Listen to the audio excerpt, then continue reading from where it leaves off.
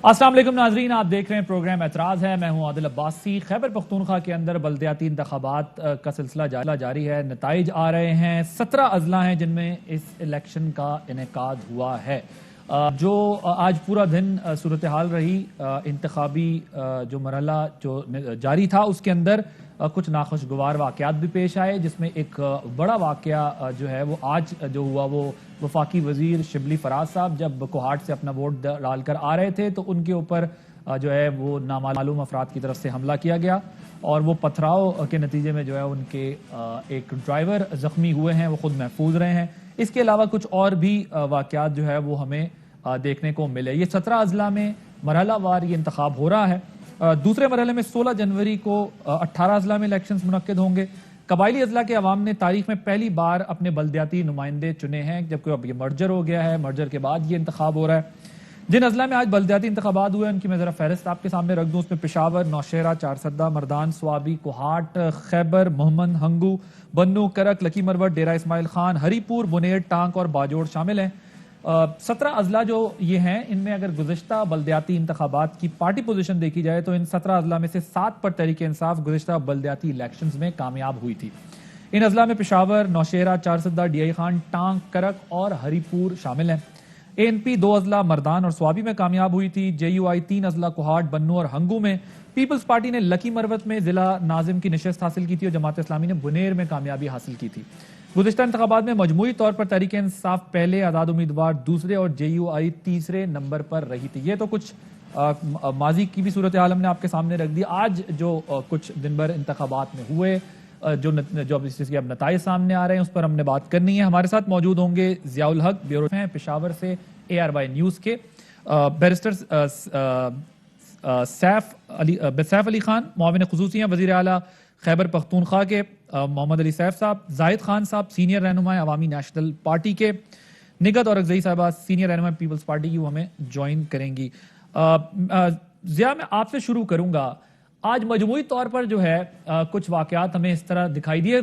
सूरत हाल क्या रही है? हालांकि 17 अजला थे, टोटल लॉ एंड ऑर्डर की सिचुएशन और ओवरऑल किस तरीके से कंडक्ट किया गया ये इलेक्शन? जी, जो इलेक्शन ऑब्जर्वर हमें बता रहे हैं और उन्होंने जो आज सर्वे किया है तो उनके मुताबिक 2015 के मुकाबले में ये इलेक्शन कदरे बेहतर रहा है। गो के वाक़यात हुए हैं, जैसे बाजोड़ में एक खुदकुश हमला हुआ है। इसके अलावा जो है बन्नू के बकाखेल में कुछ निकाबपोश अफराद ने इंतखाबी मवाद उठा कर ले गए थे, जिसकी वजह से वहाँ पर पोलिंग मुअत्तल कर दी गई है। और इसके अलावा जो है तो दीगर इलाकों में छोटे बड़े वाक़यात हुए हैं। करक का जो वाक़या है वो ये बताया जा रहा है कि वो जायदाद के तनाज़े का इशू था, इस वजह से वहाँ पर कोई वाक़या हुआ है। पोलिंग स्टेशन के अंदर कोई वाक़या नहीं हुआ है। सेम इसी तरीके से पेशावर में भी छोटे बड़े वाक़यात हुए हैं। और जो ऑब्जर्वर बता रहे हैं कि ये जो रेशो अभी तक की जो एक्सपेक्ट किया जा रहा है वो 35 से 40% जो टर्न आउट है, वो उसके हवाले से उनकी पेशनगोई है कि टर्न आउट 35 से 40% रहा है, जो कि उनके मुताबिक बेहतर है, क्योंकि इस वक्त सर्दी की सूरत हाल है। फिर काफ़ी सतह पे लोग जो है तो इस मौजूदा निज़ाम से मुतमईन भी नहीं थे। महंगाई का इशू था तो कुछ लोगों ने कोशिश की कि वो जो है तो लाताल्लुक़ रहे, लेकिन पॉलिटिकल पार्टीज़ ने बहुत बड़ा रोल अदा किया है इसमें।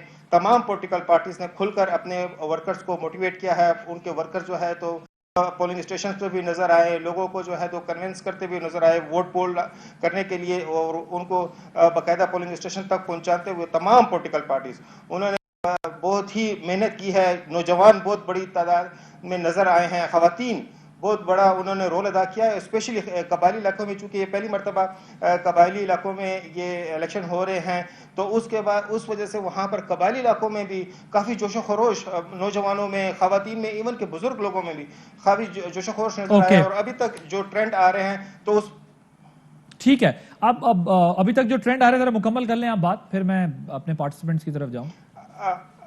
अभी तक जो ट्रेंड आ रहे हैं, जिस तरीके से आपने 2015 के इलेक्शन रिजल्ट का हवाला दिया है तो वो ट्रेंड उससे थोड़े से डिफरेंट नजर आ रहे हैं। गो कि इसमें भी आज़ाद उम्मीदवार भी नजर आ रहे हैं, लेकिन मैं ये बताता चलूँ कि अवामी नेशनल पार्टी जो कि काफ़ी इसमें जो है तो डेर इसमाइल खान पर उन पर हमला हुआ, फिर बाजवाड़ में भी हुआ, लेकिन वो ये लग रहा है कि अवामी नेशनल पार्टी दोबारा कम बैक कर रही है, काफ़ी अच्छी जगहों पे उनकी पोजीशन भी आ रही है। पीटीआई बदस्तूर इसके बावजूद कि महंगाई का बहुत बड़ा इशू था और उन पर टारगेट हो रहा था, लेकिन पीटीआई भी जो है तो वो अच्छी जगहों पे मुकाबला भी करते नजर आ रही है और काफ़ी जगहों पे लगता है कि जीतती भी नजर आ रही है। पीपल्स पार्टी ने भी मुकाबला किया है और जेओआई भी जो है तो मुख्तलिफ जगह पे, जहाँ पर चारसदा में भी है, मर्दान में भी है, इसके अलावा सवाबी में भी है, कोहाट में, बन्नू में, इन तमाम और पिशावर में भी जेओआई और ये पीटीआई का मुकाबला नजर आ रहा है, पीपल्स पार्टी का नजर आता है। एएनपी का जो है तो सवाबी मर्दान में नजर आ रहा है, चरसदा में नजर आ रहा है मुकाबला। पिशावर में भी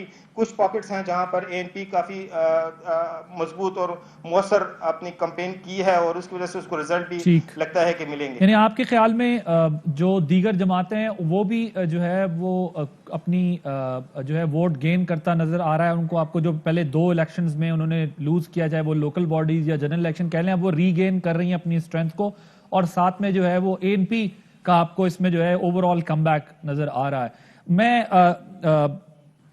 बैरिस्टर सैफ साहब आपकी तरफ आऊंगा, मुझे ये बताइएगा ओवरऑल जो इलेक्शन के इंतजामात थे, इलेक्शन कमीशन की कारकर्दगी जो है वो कैसी रही है? आप जो है वो कैसे इस सारी सिचुएशन को आपकी पार्टी कैसे देख रही है? जी आदिल, जहां तक हुकूमत की तरफ से इंतजामात का ताल्लुक है तो मैं समझता हूं कि भरपूर तरीके से इंतजामी मामलात को कंट्रोल में रखा गया है। लॉ एंड ऑर्डर की सिचुएशन, सिक्योरिटी की सिचुएशन को खास तौर पर अहमियत दी गई है।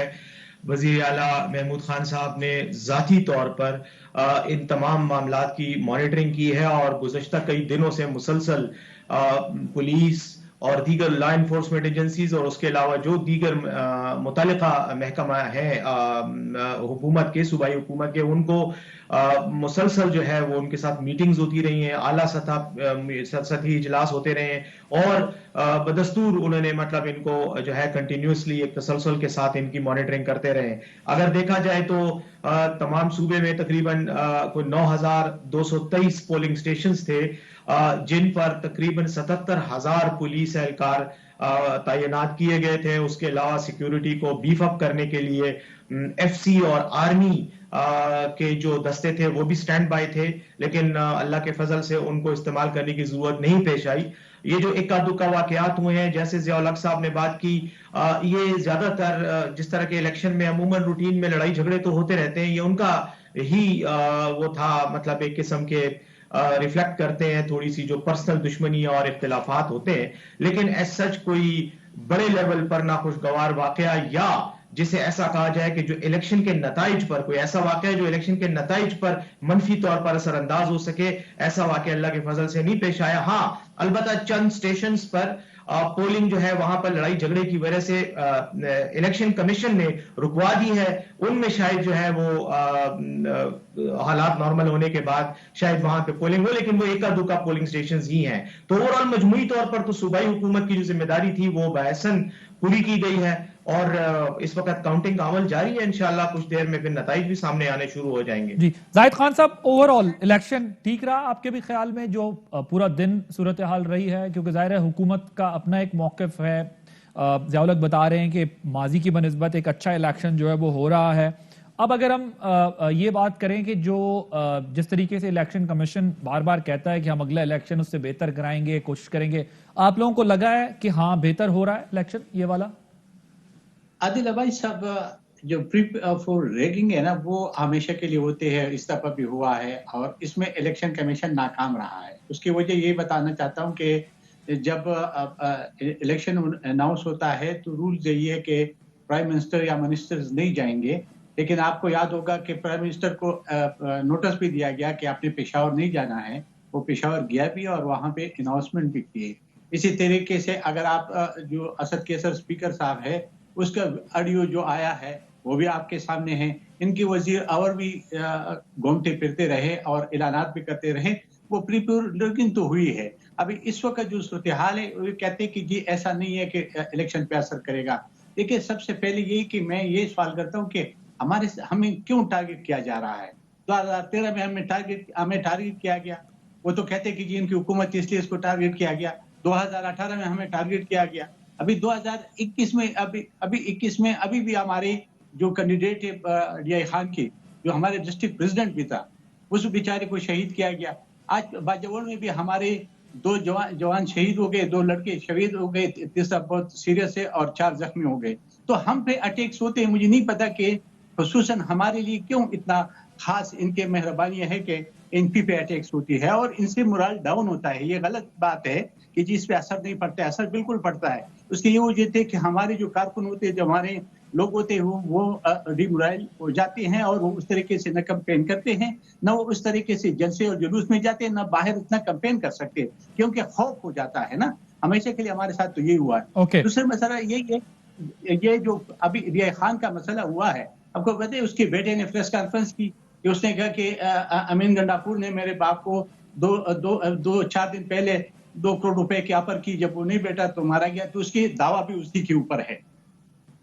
चले मैं बैरिस्टर साहब से जरा इसका जवाब ले लेता हूं। बैरिस्टर साहब वो कहते हैं कि जी मैं पूरा कर दूं तो वो उसके खिलाफ एफआईआर दर्ज करें, वो तो उसका हक है, क्योंकि अमीन गंडापुर पे उससे पहले उनके अपने वजीरों का भी दावा है, जो उसके 2 वजीर मारे गए थे बेचारे, जो रियाई खान से वो भी गंडापुर थे। तो हम एक चीज को समझते हैं कि ये चीज नहीं होना चाहिए कि जब तक आपको सब पार्टियों को ऐसे प्लेन लेवल नहीं देंगे कि जिसपे सब आजादाना तरीके से अपने कैंपेन चलाएंगे, अपनी बात करेंगे, तो तभी मुमकिन है सही और आजाद शबाब इलेक्शन का। अगर ऐसा ना हो और एक पार्टी को आप टारगेट करेंगे तो उसके वर्कर, उसकी जो कारकुन है वो डिमोरल हो जाते हैं और उस तरह कैंपेन नहीं हो सकती।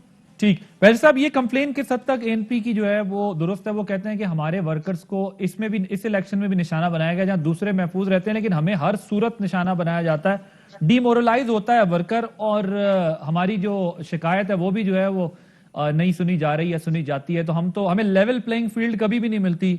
जबकि ये जो बात उन्होंने की है, जी बैर साहब पहले मैं आपसे देखिए आदिल, जहां तक जाहिद खान साहब का ताल्लुक है, मेरे बहुत ही मोहतरम दोस्त भी हैं, भाई भी हैं। मैं इनकी बात से थोड़ा सा बसद एहतराम इख्तिलाफ करूंगा। उसकी वजह यह है कि देखें, जब पहले इनके वर्कर टारगेट हुए, जैसे इन्होंने खुद जिक्र किया 2013 के इलेक्शन का, तो उससे पहले इन्हीं की हुकूमत थी केपीके में, और उस वक्त आपको पता है कि तालिबान रिलेटेड जो दहशतगर्दी का इशू था, स्वात में खास तौर पर और वजीरिस्तान के इलाकों में बहुत बड़ी लेवल तक दहशतगर्दी थी और उनके खिलाफ एक मिलिट्री ऑपरेशन जारी था।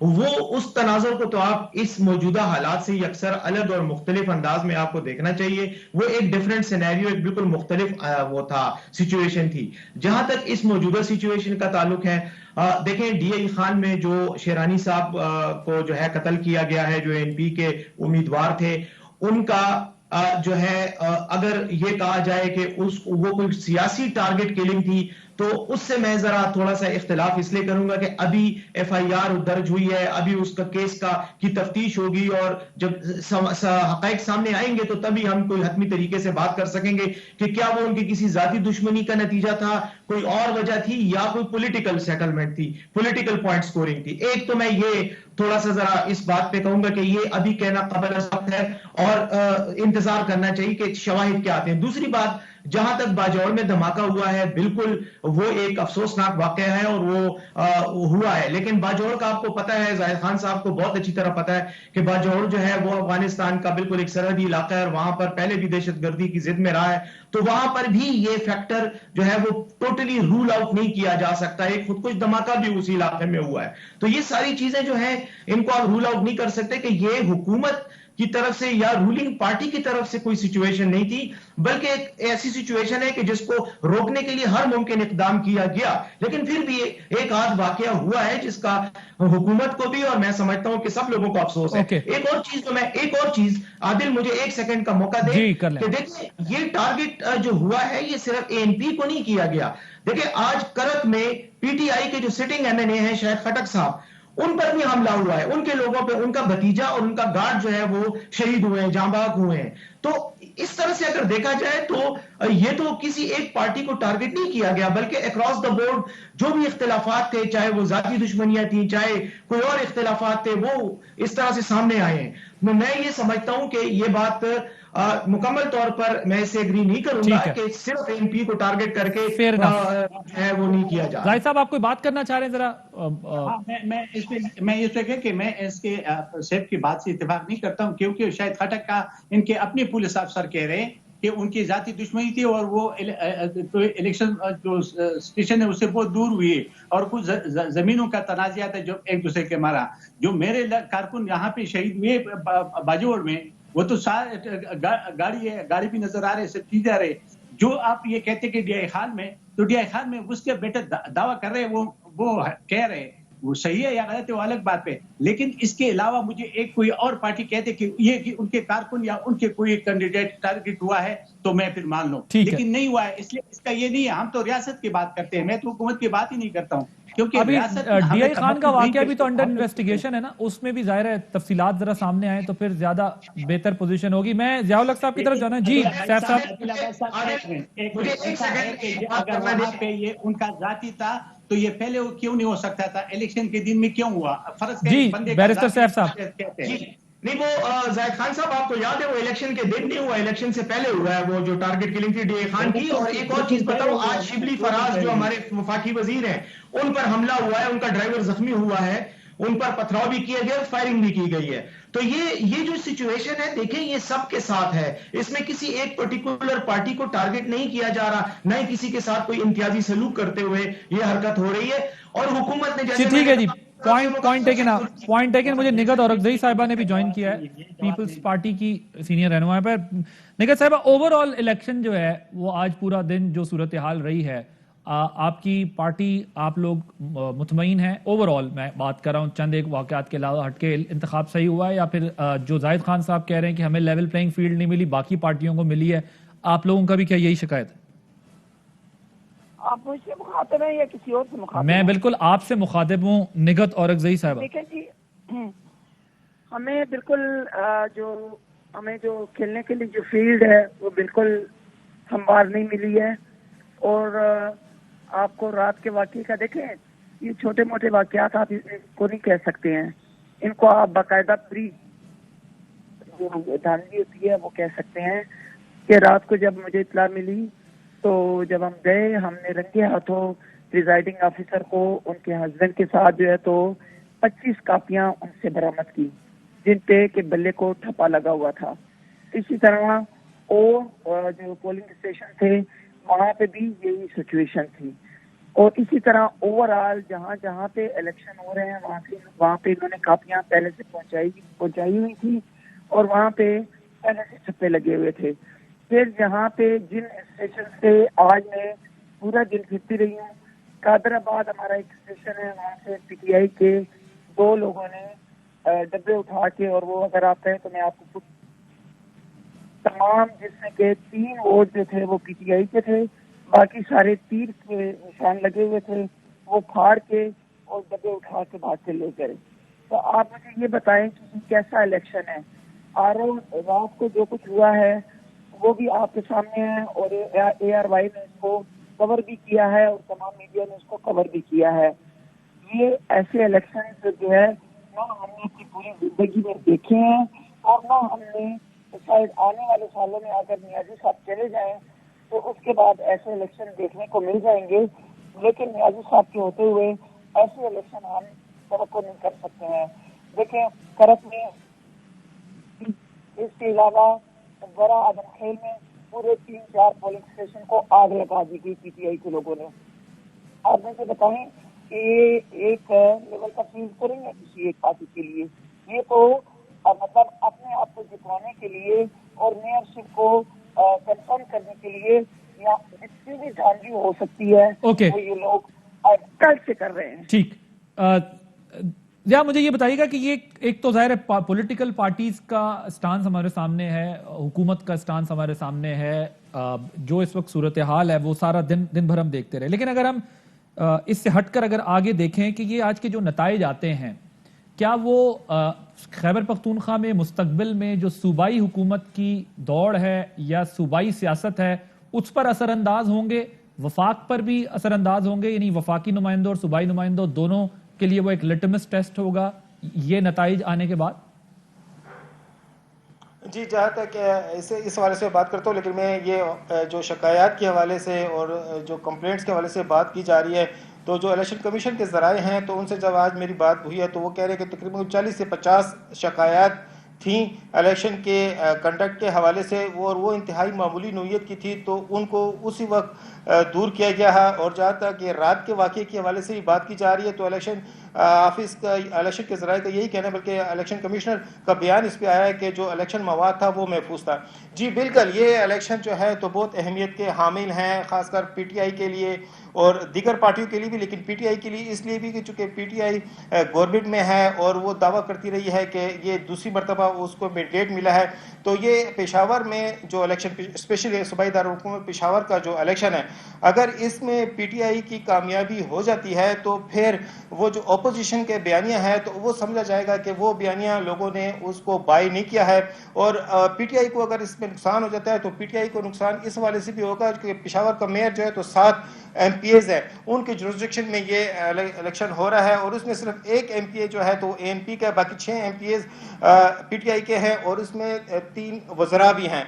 तो वो सारी कारकर्दगी फिर पीटीआई पे उस पर आएगी कि पीटीआई का जो अवामी राब्ता है वो कमज़ोर रहा है, पीटीआई जो लोगों को मुतमईन नहीं कर सकी। यहाँ पर गवर्नर्स का इशू जो है तो वो सामने आएगा कि आया क्या लोग गवर्नर से मुतमईन नहीं है। तो ये इलेक्शन ना पेशावर का, मर्दान का, चरसदा का, कोहाड़ का, बनू का, डेरा इस्माइल खान का, यकीनन, और कबाली इलाके का, ये काफ़ी ज़्यादा असर रखेगा आंदा जब 2023 में इलेक्शन होंगे। और इसी हवाले से जो पीटीआई के जो रहनुमा हैं और लीडर्स हैं, उनका बहुत ज़्यादा फोकस था। आप देख सकते हैं जो शिबली फराज साहब जो कोहाड़ गए हुए थे, इवन के विफाक से आकर वो कोहाड़ गए हुए थे इलेक्शन कैंपेन को भी देखने के लिए और वोट भी डालने के लिए, लेकिन जब वापस आ रहे थे तो बताया जा रहा है कि वहाँ पर कुछ लोग प्रोटेस्ट कर रहे थे और उस इलेक्शन की सूरत हाल पे, तो वो वहाँ पर खड़े हुए हैं और उनसे बात करने लगे, तो उस दौरान कोई पथराव हुआ है, तो उस वजह से ये वाकया पेश आया है। तो ये सही बात है, ये इस इलेक्शन के जो असरात है, जो अभी तक हम रिजल्ट भी देख रहे हैं, उस रिजल्ट में देख रहे हैं कि इंडिपेंडेंट भी आगे आ रहे हैं।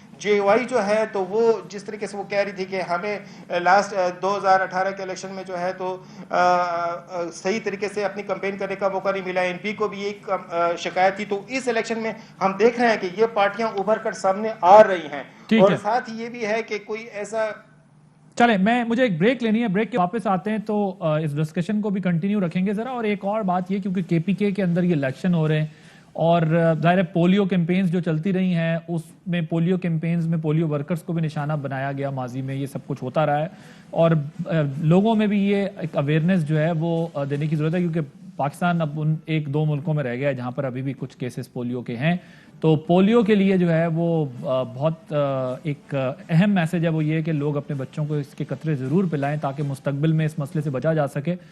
एक ब्रेक लेते हैं, ब्रेक के बाद जब वापस आएंगे तो फिर ज़रा पूछेंगे हुकूमत वक्त से कि अपोजिशन की पार्टीज़ कह रही हैं कि लेवल प्लेइंग फील्ड नहीं है। ज़ियाउल हक हमें बता रहे हैं कि इलेक्शन कमीशन कहता है कि ओवरऑल बहुत कम वाक़यात ऐसे हुए हैं, जो कुछ हुए हैं उनको इश्यूज़ को एड्रेस किया गया है। एक ब्रेक के बाद इस पर जो है वो हुकूमत का मौक़िफ़ लेंगे। जी वेलकम बैक। बैरिस्टर सैफ साहब, आप सुन रहे होंगे इससे पहले पीपल्स पार्टी की नेकत और अगजई साहिबा ने भी कहा, उन्होंने कहा कि जी हम भी इलेक्शन सेक्शन से एक दिन पहले भी यहाँ क्या होता रहा, किस तरह से जो है वो बैलेट पेपर्स के साथ हुआ, हमारे निशान लगे हुए, आपकी पहले से ठप्पे लगाए गए, इस तरह की सारी गुफ्तगू जो है वो हो रही है। एएनपी और पीपल्स पार्टी का कम से कम अभी जो हमारे पास वर्जन सामने आ रहा है उसमें देखें, जहां तक निगत साहिबा की इस बात का ताल्लुक है, ये कल वाकया अचानक मीडिया में इसको बहुत ज्यादा हाइप मिली। एक पोलिंग स्टेशन है जहां पर इनकी तरफ से ये इल्जाम लगाया गया कि यहां पर बैलेट पेपर्स पे ठप्पे लगाए जा रहे हैं। उसके फौरन बाद मेरे ख्याल में जैसी ये बात मीडिया पे आई तो इलेक्शन जो सूबाई इलेक्शन कमिश्नर है वो भी पहुंचे और उसके बाद इस्लामाबाद से भी इलेक्शन कमीशन के एहलकार आए, पुलिस भी पहुंच गई, सारा सामान कब्जे में ले लिया गया था, सब कुछ जो भी था वो कंट्रोल में ले लिया गया था। और उसके बाद इलेक्शन कमीशन की रिपोर्ट अभी ज़ियाउल हक साहब ने खुद आपको बताई है कि उन्होंने कहा है कि कोई ऐसा वोट शोट नहीं आए और कोई ऐसी बात नहीं हुई। और आज के दिन जो हंगामा कल था वो तो अपनी जगह पे, वो तो मैंने जैसे बताया कि मीडिया में हाइप क्रिएट कर दी गई और एक पॉलिटिकल पॉइंट स्कोरिंग की जी कल धांधली होने वाली है। लेकिन आज जो है वहां पर बिल्कुल स्मूथ अंदाज में वोटिंग हुई है, पोलिंग हुई है और कोई नाखुशगवार वाकया उस पूरे पोलिंग स्टेशन में नहीं आया। मेरा जो कहने का मकसद है वो ये है कि बुनियादी तौर पर यह बात वैसे ही एक बईद अकल बात है कि रात को अगर आप ठप्पे लगाएं, आपने खुद आदिल इलेक्शन में वोट डाला होगा, जब पोलिंग एजेंट्स होते हैं हर उम्मीदवार के, वो वहां बैठे होते हैं, उनके सामने प्रिजाइडिंग ऑफिसर बाकायदा वो जो डब्बा होता है वो दिखाया जाता है कि वो खाली है, उसके बाद उनके सामने उसको सील किया जाता है और उनके सामने एक एक बंदा आके वोट डालता है और उसके बाद उनके सामने वो सील खोली जाती है और वोट गिने जाते हैं। उसमें पहले से ठप्पे लगाकर वोट साइड पे रखने का फायदा क्या है? कौन कौन जो है उसको बाद में किसके सामने वो डब्बों में डालेगा? क्या वो लोग अंधे होते हैं जो इनके सबके प्रिजाइडिंग ऑफिसर जो पोलिंग एजेंट्स होते हैं? तो ये बातें सिर्फ इल्जामात की हद तक हैं। इलेक्शन कमीशन ने इसकी इंक्वायरी कराई है। इलेक्शन कमीशन का जो इस वक्त का बयान है वो ये है कि कोई सच कोई इरेगुलरिटी कोई बड़े पैमाने पे नहीं हुई। हाँ, एफआईआर दर्ज हुई है। अब उस एफआईआर की तहकीकात होंगी, सामने आ जाएगी बात कि क्या गैर कानूनी काम हुआ है और कौन सी बेज़ाब्तगी हुई है। लेकिन ओवरऑल जैसे मैंने कहा कि इलेक्शन कमीशन भी इंडिपेंडेंटली काम कर रहा था, मुतमईन था, और हुकूमत को जिस तरह की इंस्ट्रक्शंस इलेक्शन कमीशन से मिल रही थी वो इंस्ट्रक्शंस हमने फॉलो की। अब ओके नहीं, मुझे सर पॉइंट आ गया ना आपका, जरा मुझे एक इंपॉर्टेंट बात मैं करना चाह रहा हूं, मुझे सिर्फ एक सेकंड और दे दें। अच्छा कर लें। देखिए ये जाहिद खान साहब ने कहा कि जी दीगर पार्टियों के लोग, खासतौर पर हुकूमती पार्टियों के लोग जलसे जुलूस करते रहे, पॉलिटिकल इंतखाबी मुहिम में हिस्सा लेते रहे। बात यह है कि क्या बाकी पार्टियों के नहीं हुए? पीपल्स पार्टी ने भी पेशावर में बहुत बड़ा जलसा किया, इलेक्टेड उम्मीदवार मेंबर्स आए पार्लियामेंट के, उन्होंने वहां तकारीर की, इलेक्शन कमीशन ने भी नोटिस भेजे और ये भेजे हैं सबको, ये बात ठीक है। आज ट्विटर और सोशल मीडिया पे एक वीडियो वायरल है जिसमें जेयूआई के उम्मीदवार के वालिद साहब जो हैं वो ये कह रहे हैं कि मैंने इस इलेक्शन में 20 करोड़ रुपए का खर्चा किया है। वो ओपन है, आप चले मैं मिली अभी जेयूआई को हम ट्राई करते रहे, लेकिन जेयूआई की तरफ से कोई हमें मिला नहीं है जिनको लाइन पे लें, और अगर वो आना चाहते हैं कोई आकर वो अपनी साइड का वर्जन देंगे। जी जाहिद खान साहब, आप कोई बात करना चाह रहे हैं? मैं ये बात कहना बेस्ट सिर्फ आ रहा एक बात को पता नहीं कि किस तरह के ले रहे हैं। हम लोगों ने ये कहा है कि देखिए जो प्री पोल रेगिंग है वो तो हुई है ना, आपका वज़ीर आज़म पेशावर में नहीं आया, ये इलेक्शन कमीशन ने उसको नोटिस नहीं दिया सर, मगर नोटिस वैसे जाहिद साहब सबको ही गए ना, और भी पार्टियों के जो मेंबर कौमी असम्बली हैं या वो है सूबाई असम्बली है वो भी गए, उन्होंने भी। आदिल भाई साहब मैंने जरा अर्ज बिलावल भुट्टो साहब भी गए थे, सिंध के वुज़रा भी गए थे, जलसे किए हैं। सुन लेना मेरे बात, सुन लेना। हुकूमत में और अपोजिशन में फर्क होता है। हुकूमत के पास जो वसाइल होते हैं जो वो इस्तेमाल कर देते हैं। अब ये आपने ऑडियो तो सुना होगा। लेकिन जाहिद साहब इसमें एक मसला है, मैं आपको पूरा टाइम दूंगा बात करने का, लेकिन इस एक पॉइंट को क्लियर कर लेना। देखें इसमें एक मसला है, ये बात ठीक है कि हुकूमती वसाइल ज्यादा होते हैं, हुकूमत इन्फ्लुएंस ज्यादा करती है, इसमें तो कोई दो राय नहीं है, लेकिन जो कानून है वो तो सबके लिए एग्जिस्टिंग लॉ है ना, वो तो फिर सूबाई असम्बली के मेंबर का भी वही है, नेशनल असम्बली का भी वही है, हुकूमत के लिए भी वही है। बिल्कुल है, हम तो समझते बिल्कुल के लिए सबको फॉलो करने चाहते, इलेक्शन कमीशन को स्ट्रिक्ट इस पे इम्प्लीमेंट करना चाहिए चाहे जिसकी भी खिलाफ हो। लेकिन चूंकि हुकूमत ने इब्तिदा किए तो हुकूमत के खिलाफ प्राइम मिनिस्टर को तो बिल्कुल नहीं करना चाहिए था। बाकी जो एमपीए से या एमएनए से या जिस पार्टी के भी किए हैं इस सब पे इम्प्लीमेंट करने चाहिए। देखिए 50,000 से मसले हल नहीं होंगे, क्योंकि फिर भी ये चीजें होंगे। अगर आपके पास इख्तियारात है इलेक्शन कमीशन के पास तो वो इस्तेमाल करे ताकि आइंदा के लिए कोई ऐसे अमल न करे, तब भी इलेक्शन में कोई इतराजात नहीं होंगे। सर अभी तो नताइज पूरी तरह आए नहीं है, लेकिन ऑपोजिशन की तरफ से जाएगी ना। अब अगर कल वो आप लोगों के किसी के हक में ही आ गए तो आप उसको कैसे डिफेंड कर सकेंगे? मैं जरा अर्ज कर, मैंने तो प्री पोल रिगिंग की बात की, वो तो किया है ना। अब उसके क्या रिजल्ट आते हैं या उसके असर होता है या नहीं होते वो तो अलग बात है।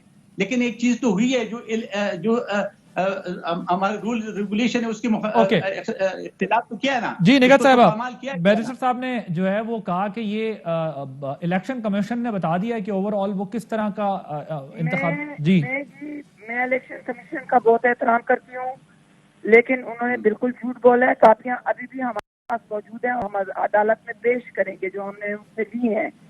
मुझे ये बताएं, मुझे सिर्फ एक सवाल का जवाब दे दें। जो आपका रिपोर्टर भी आपको गलत बयानी कर रहा है, मैं उसकी भी मरम्मत करती हूँ कि यहाँ पे पोलिंग जो है तो वो बिल्कुल देखें। बिलावल भुट्टो जरदारी साहब ने जब ऐलान किया था कि हमारा जो यौम तासीस होता है तो वो उन्होंने बल्दियाती इंतखाबात से पहले कराची में ऐलान किया था कि इस दफा जो हमारा यौम तासीस होगा वो पेशावर में होगा।